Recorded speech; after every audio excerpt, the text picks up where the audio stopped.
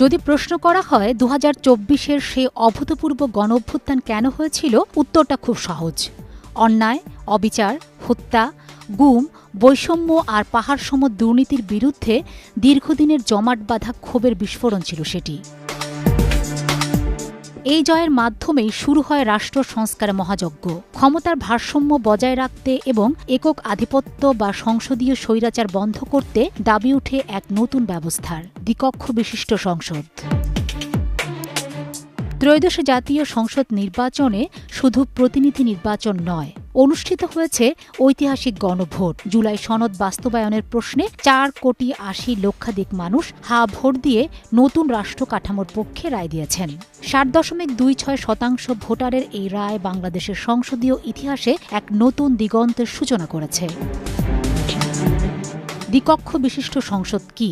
এতদিন বাংলাদেশে আমরা এক কক্ষ বিশিষ্ট সংসদ দেখলেও এখন থেকে দেখব দ্বিকক্ষ বিশিষ্ট সংসদ। সহজ কথায়, যে সংসদে আইন প্রণয়ন ও সিদ্ধান্ত নেয়ার জন্য দুটি আলাদা বিভাগ বা কক্ষ থাকে তাকেই দ্বিকক্ষ বিশিষ্ট সংসদ বলে, যেমনটি আমরা ভারত, যুক্তরাষ্ট্র বা যুক্তরাজ্যে দেখি।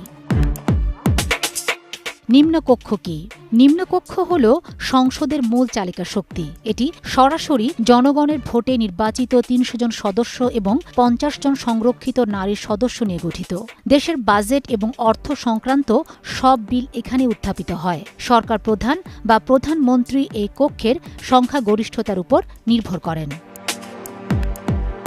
উচ্চকক্ষ কি?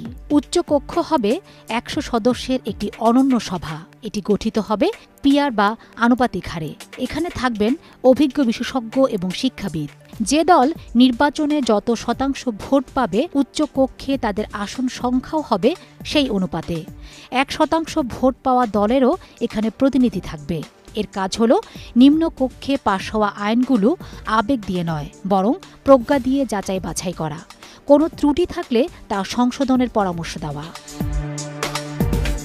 এখন থেকে সংবিধান সংশোধন করতে হলে নিম্নকক্ষের 2/3 এবং উচ্চকক্ষের সাধারণ সংখ্যাগরিষ্ঠের ভোট লাগবে। এরপর রাষ্ট্রপতির সম্মতিতে তা আইনে পরিণত হবে। এই ব্যবস্থা নিশ্চিত করবে যে কোনো দল চাইলেই একা সব সিদ্ধান্ত চাপিয়ে দিতে পারবে না। 14 ফেব্রুয়ারি 2026 গ্যাজেট প্রকাশের মাধ্যমে শুরু হলো এক নতুন যাত্রা।